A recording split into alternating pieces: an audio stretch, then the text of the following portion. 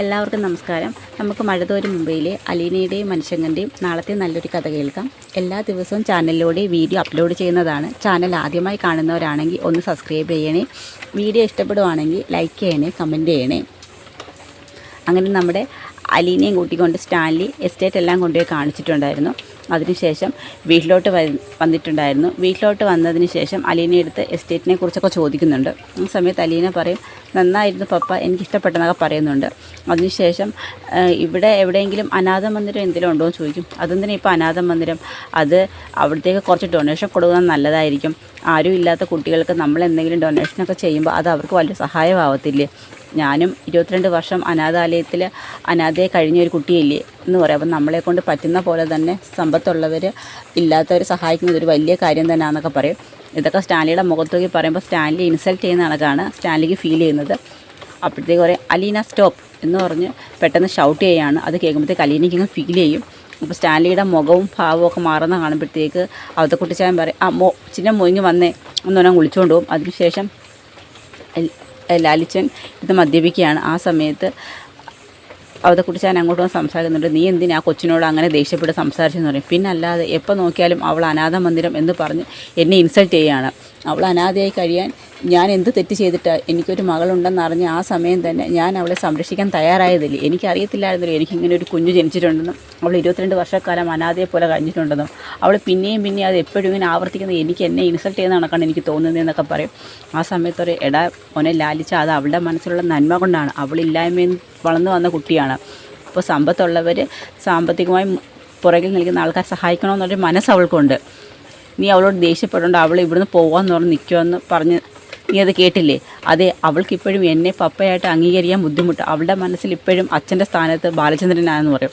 അതിന് അവളെ കുറ്റം പറയാൻ പറ്റുമോ? അച്ഛൻ എന്ന ഒരു വ്യക്തിയെ അവൾ ആദ്യമായിട്ട് കാണുന്നതും മനസ്സിലാക്കുന്നതും സ്നേഹം കൊണ്ട് അവളെ ഇത്രയും നല്ല രീതിയിൽ നോക്കിയതും എല്ലാം ബാലചന്ദ്രനാണ്. അപ്പോൾ അവൾക്ക് അച്ഛൻ്റെ സ്ഥാനത്ത് ആദ്യം ബാലചന്ദ്രൻ തന്നെ വരുത്തുള്ളൂ. എങ്കിലും നീ ഒട്ടും പിറകിലല്ല, നീ അവളുടെ സ്വന്തം പപ്പയാണ്, അത് നീ മറന്നു പോകരുത്. നീ കുറച്ചും കൂടിയൊക്കെ സ്നേഹമായിട്ടൊക്കെ അവളോട് പെരുമാറണം ലാലിച്ച എന്നൊക്കെ പറയും. ഇതിനെല്ലാം കാരണം അപ്പച്ചനാണെന്ന് പറയും. ഞാൻ എന്ത് ചെയ്തു? എന്താ അപ്പച്ചൻ അന്ന് എൻ്റെയും വൈജയന്തിയുടെയും കല്യാണം നടക്കാൻ സമ്മതിക്കാഞ്ഞതുകൊണ്ടല്ലേ എൻ്റെ മകൾ 22 വർഷക്കാലം അനാഥാലയത്തിൽ കഴിയേണ്ടി വന്നത്. അതിന് ഞാൻ മാത്രമാണോ കുറ്റക്കാരൻ? അവളുടെ വീട്ടുകാർക്കോ സമ്മതമല്ലല്ലോ. അതേ, നിങ്ങളെല്ലാം ചെയ്തു വെച്ച തെറ്റിന് ഞാനല്ലേ ഇപ്പം അനുഭവിക്കുന്നത്. എൻ്റെ മകൾ എന്നെ വെറുത്തുകൊണ്ടിരിക്കുമല്ലോ ഓരോ ദിവസവും. അങ്ങനെ ഒന്നും ഇല്ല ലാലിച്ച, നിനക്കതൊക്കെ തോന്നുന്നതാണ്. അവൾക്ക് അങ്ങനെ നിന്നോട് ഒരു വെറുപ്പും ഉണ്ടാവത്തില്ല. നീ ഈ ദേഷ്യമൊക്കെ ഒന്ന് കുറച്ച് അവളോട് കുറച്ചുകൂടി സ്നേഹമായിട്ട് പെരുമാറിയാൽ മതി എന്നൊക്കെ പറഞ്ഞ് ലാലിച്ചനെ ആശ്വസിപ്പിക്കുന്നുണ്ട്. അതിനുശേഷം കുറച്ച് മദ്യം ഒഴിച്ച് കൊടുക്കുന്നുണ്ട്. ആ സമയത്ത് പറയും, എന്നാ ഇത് കഴിക്ക്.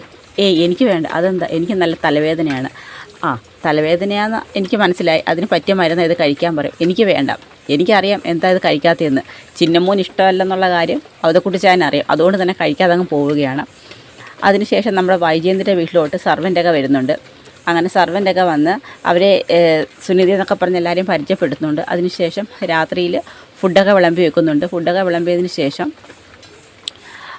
സുനിതയും അവരുടെ കൂടെ ഇരുന്ന് കഴിക്കുകയാണ്. വൈജയന്തി പറയുന്നുണ്ട്, നീ നോക്കി നിൽക്കേണ്ട, കഴിച്ചോളാൻ പറയും. അത് ബാലചന്ദ്രന് തന്നെ കൊടുക്കുന്നൊരു പണിയാണ്. കാരണം മുമ്പ് അലീന സർവൻ്റാണെന്നാണല്ലോ വൈജയന്തി പറയുന്നത്. അപ്പോൾ അലീന അവരുടെ കൂടെ ഇരുന്ന് ഭക്ഷണം കഴിക്കുകയൊക്കെ ബാലേന്ദ്രൻ ചെയ്തിട്ടുണ്ട്. അപ്പോൾ അതിൻ്റെ ഒരു റിവെഞ്ച് എന്ന രീതിയിൽ തന്നെ സുനിതയും കൂടെ ഇരുത്തി ഭക്ഷണം കഴിപ്പിക്കാൻ ശ്രമിക്കുന്നുണ്ട്. ഭക്ഷണം അവരുടെ പ്ലേറ്റിലോട്ട് വിളമ്പാൻ പോകുന്ന സമയത്ത് ബാലേന്ദ്രൻ പറയും, സുനിത ഭക്ഷണം കഴിക്കാൻ വരട്ടെ എന്ന് പറയും. എന്താ അത്, ഇവിടെ ഞങ്ങളാരും ഭക്ഷണം കഴിച്ച് തുടങ്ങിയില്ല. അതിനു മുമ്പ് നിങ്ങൾക്ക് ആവശ്യമുള്ള ഭക്ഷണം എടുത്ത് കഴിക്കാൻ നോക്കിയാൽ എങ്ങനെയാണ്? അത് പിന്നെ സാറേ, അതെന്താ അവളവിടെ നിന്ന കുഴപ്പം? മുമ്പ് അലീനയും ഇവിടുന്ന് കഴിച്ചിട്ടില്ലേ? ഇവൾക്ക് തമ്മിൽ എന്താ വ്യത്യാസം? രണ്ടുപേരും സർവൻ്റ് അല്ലേ എന്ന് പറയും. എനിക്ക് നിന്നോടൊന്നും സംസാരിക്കാനില്ല എന്ന് വൈജയന്തിയോട് പറയുന്നുണ്ട്. ആ സമയത്ത് സർവൻറ്റും പറയുന്നുണ്ട്, സാറേ ഞാൻ ഇവിടുന്ന് ഭക്ഷണം സാധാരണ ഞാനങ്ങനെ അടുക്കളയിൽ പോയിരുന്ന് അങ്ങനെ കഴിക്കാറില്ല. ഇതിപ്പം മേഡം അങ്ങനെ നിർബന്ധിച്ചുകൊണ്ട് ഞാൻ ഇന്ന് കഴിക്കുക എന്നൊക്കെ പറയുന്നുണ്ട്. എങ്കിൽപ്പിന്നെ നിങ്ങളൊക്കെ കഴിച്ചോ, എനിക്ക് വേണ്ടെന്ന് പറഞ്ഞുകൊണ്ട് ബാലചന്ദ്രൻ ദേഷ്യപ്പെട്ടങ്ങ് പോവുകയാണ്. കാരണം അയാൾക്ക് ഒട്ടും ഇഷ്ടപ്പെടുന്നില്ല സർവൻറ്റ് അവരുടെ കൂടെ നിന്ന് കഴിക്കുന്നത്. അത് കഴിഞ്ഞിട്ട് അവർ കഴിച്ച ഭക്ഷണത്തിൻ്റെ പാത്രം മാത്രം സർവൻ്റ് എടുത്തുകൊണ്ട് കഴുകി ക്ലീൻ ചെയ്തൊക്കെയാണ്. ബാക്കി ആരുടെ പാത്രമൊന്നും അവൾ എടുക്കാതെ നിൽക്കുന്നുണ്ട്. ആ സമയത്ത് ബാക്കി പണികളെല്ലാം ചെയ്യുന്നതും ക്ലീൻ ചെയ്യുന്നതും എല്ലാം ബബിയും കൃഷ്ണമോളും കൂടി ചേർന്നാണ്. ആ സമയത്ത് രോഹിത്തും കൂടി അവരെ ഹെൽപ്പ് ചെയ്യുന്നുണ്ട്. ആ സമയത്ത് പറയും, ഇതെന്താ ഇതെടുക്കാതെ വെച്ചേക്കുന്നത്? അത് അമ്മ കഴിച്ച ഭക്ഷണത്തിൻ്റെ പാത്രമില്ലേ, ഇത് അമ്മ ക്ലീൻ ചെയ്യണം. ഞാനോ? ആ അതെ, അമ്മയുടെ ഭക്ഷണം കഴിച്ച പാത്രം അമ്മ ക്ലീൻ ചെയ്യണം, ഞങ്ങളുടെ ജോലിയിൽ ഞങ്ങൾ ചെയ്യുന്നുണ്ടെന്ന് പറയും. ഓ, എൻ്റെ കാര്യമൊന്നും നിങ്ങൾ നോക്കണ്ട, എൻ്റെ കാര്യങ്ങൾ നോക്കാൻ എനിക്കിപ്പോൾ ആരോഗ്യമുണ്ട്, ഞാൻ ചെയ്തോളാം. എങ്കിൽ പിന്നെ എന്തിനാ അമ്മേ ഒരു സർവൻറ്റിനെ വെറുതെ കാശ് കൊടുത്ത് നിർത്തിയേക്കുന്നത്? അവരവരുടെ കാര്യം അവരവർക്ക് ചെയ്യാൻ കഴിയുമെങ്കിൽ പിന്നെ ഒരു ജോലിക്കാരുടെ ആവശ്യം വീട്ടിലില്ലല്ലോ. അതേ, ഞാൻ എന്ത് പറയുന്നു അതങ്ങ് അനുസരിച്ചാൽ മതി. അല്ലാതെ നിൻ്റെയൊക്കെ തോന്നിയ വാസത്തിന് ജീവിക്കണമെങ്കിൽ അത് ഈ വീട്ടിന് പുറത്ത്. തൽക്കാലം ഇപ്പം ഞാൻ ജീവിച്ചിരിക്കണം, ഞാൻ പറയുന്നത് മാത്രം ഇവിടെ എല്ലാവരും കേട്ടാൽ മതി എന്നൊക്കെ പറഞ്ഞുകൊണ്ട് ബബിതയുടെയും കൃഷ്ണജിയുടെയും നേർക്ക് വൈജയന്തി അങ്ങ് ചെല്ലുകയാണ്. അതിനുശേഷം വൈജയന്തി അങ്ങ് പോകുന്നുണ്ട്. അപ്പം കുട്ടികൾക്കൊന്നും പറയാൻ പറ്റത്തില്ല, അവരുടെ സ്വഭാവം അങ്ങനെ തന്നെയാണ്. അതിനുശേഷം നമ്മുടെ സ്റ്റാൻലിയുടെ വീടാണ് കാണിക്കുന്നത്. അങ്ങനെ രാത്രിയിൽ ഫുഡ് കഴിക്കാനായിട്ട് സ്റ്റാൻലി അവതക്കുറിച്ചാനൊക്കെ വന്നിരിക്കുകയാണ്. ആ സമയത്ത് അലീനയും വരുന്നുണ്ട്. അപ്പോൾ ഫോർക്കും സ്പൂണൊക്കെ ഉപയോഗിച്ച് വേണം കഴിക്കാനായിട്ട്. ആ സമയത്ത് അലീനയ്ക്ക് ഭയങ്കര ബുദ്ധിമുട്ടാണ് അങ്ങനെയൊക്കെ കഴിക്കാനായിട്ട്. അപ്പോൾ സ്റ്റാൻലി ഫോർക്കൊക്കെ ഉപയോഗിച്ചാണ് കഴിക്കുന്നത്. ആ സമയത്ത് അലീന അതിങ്ങനെ എടുക്കുന്ന സമയത്ത് അലീനയ്ക്ക് ഒട്ടും കഴിക്കാൻ പറ്റുന്നില്ല. അവതക്കുട്ടി ചായനും ഇവിടെ വന്നു കഴിയുമ്പോഴാണ് ഈ വക രീതിയിലുള്ളൊരു പാശ്ചാത്യ രീതിയിലുള്ള ഫുഡൊക്കെ ഒരു രീതി കഴിക്കേണ്ടി വരുന്നത്. അപ്പോൾ അതൊക്കെ ചായനും ബുദ്ധിമുട്ടാണ്. പിന്നെ സ്റ്റാൻലിയുടെ താനായിട്ടൊന്നും പറയാൻ പറ്റാത്തവണ്ണം കഴിക്കുകയാണ്. അപ്പോൾ അലീനയ്ക്ക് ബുദ്ധിമുട്ടാണെന്നുള്ള കാര്യം അതൊക്കെ ചായനും മനസ്സിലാവുന്നുണ്ട്. അപ്പോൾ മോളെ എങ്ങനെയെങ്കിലും ഇച്ചിരി കുറച്ച് കഴിയുമ്പോൾ അവനെ എഴുന്നേറ്റ് പോകും, പിന്നെ നമുക്ക് കൈ കൊണ്ട് കഴിക്കാമെന്നൊക്കെ പറയുന്നുണ്ട്. ആ സമയത്ത് ഇതൊക്കെ സ്റ്റാൻലി നോക്കുകയാണ്. അലീനയ്ക്ക് ഒട്ടും പറ്റുന്നില്ല. അലീന കൈ കൊണ്ട് ചോറെടുത്ത് കഴിക്കാൻ നോക്കുമ്പോഴത്തേക്ക് അലീന എന്ന് പറഞ്ഞൊരു പെട്ടെന്ന് പിന്നെയും ഷൗട്ട് ചെയ്യും. ആ സമയത്ത് അലീന ഇങ്ങനെ നോക്കുന്നുണ്ട്. അത് ചോദിക്കും, ടേബിൾ മാനേഴ്സ് ഇപ്പോഴും നീ പഠിച്ചിട്ടില്ല ഇല്ലയോ എന്ന് പറയുന്നുണ്ട്. ഫോർക്കും സ്പൂണും ഉപയോഗിച്ച് കഴിക്കാൻ നിനക്ക് എന്താ കുഴപ്പമെന്ന് ചോദിക്കും. അത് എനിക്കത് ശീലമില്ലെങ്കിൽ ശീലിക്കണം, ഞാൻ പറഞ്ഞു തരാം എന്ന് പറഞ്ഞുകൊണ്ട് ഫോർക്ക് വലത്ത് സ്പൂൺ ഇടതെന്നൊക്കെ പറഞ്ഞുകൊണ്ട് പറഞ്ഞു കൊടുക്കുകയാണ്. ആ സമയത്ത് അലീന എങ്ങനെയൊക്കെയോ ഭക്ഷണം എടുക്കാൻ ശ്രമിക്കുന്നുണ്ട്. പക്ഷേ അലീനയുടെ കയ്യിൽ നിന്ന് ഭക്ഷണമൊക്കെ അങ്ങ് താഴെ സ്ലിപ്പായി പോവുകയാണ്. അപ്പോഴത്തേക്ക് പറയും, നിനക്കെല്ലാം അറിയാമെന്നാണല്ലോ നിൻ്റെ വിചാരം, നീ എപ്പം നോക്കിയാലും അനാഥ മന്ദിരത്തിൽ കഴിഞ്ഞ കാര്യവും അവിടുത്തെ വലിയ ആളായിരുന്ന കാര്യമൊക്കെ പറയും, സ്വന്തമായിട്ട് കുറച്ച് ഭക്ഷണം ഇങ്ങനെ ടേബിൾ മാനേജേഴ്സോട് കൂടി നിനക്ക് കഴിക്കാൻ അറിയത്തില്ലയോ എന്നൊക്കെ പറഞ്ഞുകൊണ്ട് അലീനയോട് നേർക്ക് സ്റ്റാൻലി അങ്ങ് റൈസ് ആവുകയാണ്. അപ്പോഴത്തേക്ക് അവതക്കുട്ടി ചായനും ഭയങ്കര സങ്കടമാവുന്നുണ്ട്. അങ്ങോട്ട് ചോദിക്കും. അപ്പോഴത്തേക്ക് അലീന എങ്ങനെയൊക്കെയോ ഭക്ഷണം നിന്നെ ഞാൻ ടേബിൾ മാനേഴ്സ് പഠിപ്പിക്കാം എന്ന് പറഞ്ഞുകൊണ്ട് ഭക്ഷണമൊക്കെ കൊടുക്കുകയൊക്കെ ചെയ്യുന്നുണ്ട്. പക്ഷേ അലീനയ്ക്ക് ഭയങ്കര ബുദ്ധിമുട്ടായിരുന്നു. അലീന എങ്ങനെയൊക്കെ വിഷമിച്ചങ്ങ് ഭക്ഷണം കഴിക്കുന്നു, വയറെന്നറിയാൻ വേണ്ടിയാണ് ഭക്ഷണം കഴിക്കുന്നത്. ഇത് അലീന വളരെ വിഷമിച്ച് ആർക്കൊക്കെ വേണ്ടി ഭക്ഷണം കഴിക്കുകയാണ്. അതിനുശേഷം അലീനയ്ക്ക് നല്ല സങ്കടം വരുന്നുണ്ട്.